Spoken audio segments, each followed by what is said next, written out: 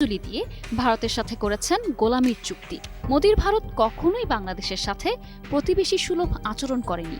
দেশের রাজনীতি, অর্থনীতি, বিচার বিভাগ থেকে শুরু করে ব্যবসা বাণিজ্য, শিক্ষা, সংস্কৃতি সর্বক্ষেত্রে ভারতের দাদাগিরি ছিল বিগত ১৬টি বছর।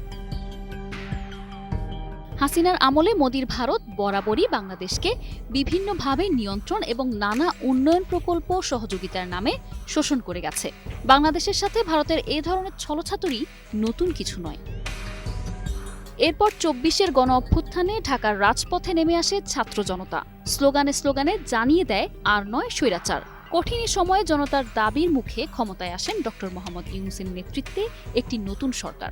কাঁধের দায়িত্ব নিয়েই তিনি খুঁজে বের করেন বাংলাদেশের পুরনো সেই স্বপ্নগুলো, যেগুলো ভারতের নোংরা ষড়যন্ত্রে চাপা পড়েছিল এতদিন।